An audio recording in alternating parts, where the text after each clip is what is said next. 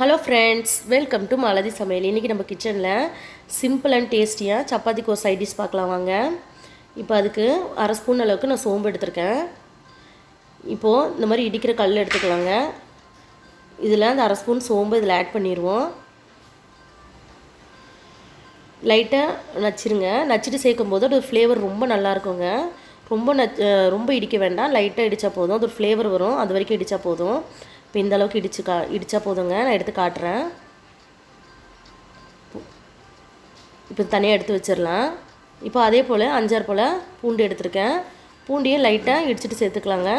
நம்ம இடிச்சிட்டு சேர்க்கும் போது அது ஃப்ளேவர் ரொம்ப நல்லாயிருக்கும் சப்பாத்திக்கு.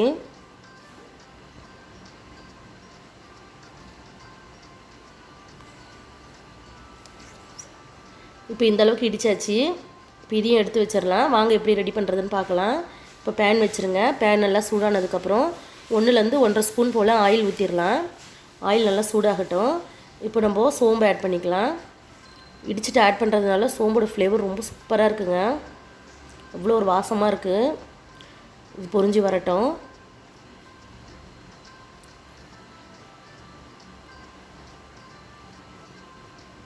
இப்போ இந்த டைமில் நம்ம பூண்டு ஆட் பண்ணிக்கலாம்.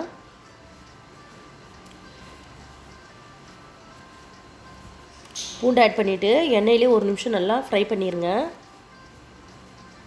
அதோடய ஃப்ளேவர்லாம் எண்ணெயில் நல்லா இறங்கணும், அது வரைக்கும் ஃப்ரை பண்ணிடலாம்.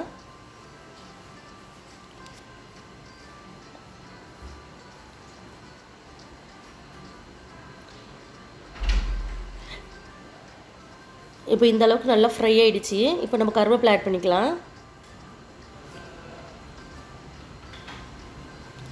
இப்போது கருவேப்பிலை நல்லா பொரிஞ்சு வந்துருச்சுங்க. நான் இன்றைக்கி 2 வெங்காயம், பெரிய சைஸ் வெங்காயம் எடுத்திருக்கேன். இந்த மாதிரி நீல வாக்கில் கட் பண்ணிக்கோங்க, அப்போ தான் நல்லாயிருக்குங்க சைட் டிஷ்க்கு. இது 1 நிமிஷம் நல்லா ஃப்ரை பண்ணிடலாங்க. ஃப்ரை பண்ணிவிட்டு தேவையான அளவு உப்பு போட்டுடலாம்.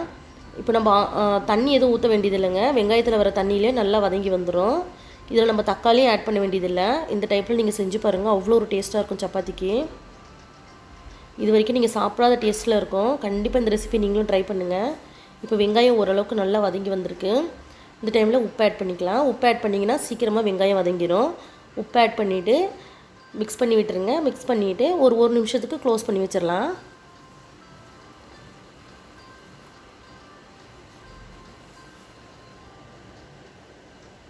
இப்போ வெங்காயம் நல்லா ஃப்ரை ஆகி வந்திருக்கு பாருங்கள். இப்போ எடுத்து காட்டுறேன். இந்த டைமில் நம்ம சில்லி பவுடர் ஆட் பண்ணிக்கலாம். நான் இன்றைக்கி குழம்பு மிளகாத்தூள் தான் எடுத்திருக்கேன். ஒரு 1.5 ஸ்பூன் போல் எடுத்திருக்கேன்.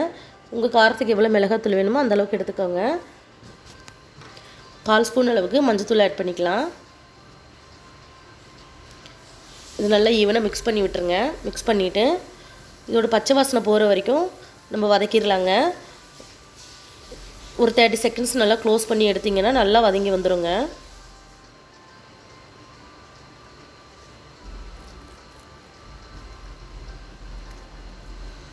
இப்போது ஒரு 30 செகண்ட்ஸ் க்ளோஸ் பண்ணி வச்சுருந்தேன். நல்லா வதங்கி நல்லா சுருண்டு வந்திருக்கு பாருங்கள்.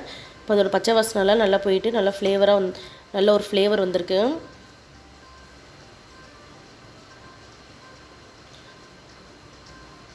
நல்லா கலர்ஃபுல்லாக வந்திருக்கு பாருங்கள். இப்போ அடுப்பு ஆஃப் பண்ணிவிட்டு சர்வ் பண்ணிக்கலாம். பாருங்கள், சப்பாத்தியோட சைட் டிஷ் சூப்பராக இருக்குது பாருங்கள். கண்டிப்பாக நீங்களும் இந்த ரெசிபியை நீங்களும் ட்ரை பண்ணுங்கள். ட்ரை பண்ணிவிட்டு எங்கள் சேனலுக்கு லைக் பண்ணுங்கள், ஷேர் பண்ணுங்கள், கமெண்ட் பண்ணுங்கள். மறக்காமல் malathi சமையலுக்கு சப்ஸ்கிரைப் பண்ணிக்கோங்க. தேங்க்யூ.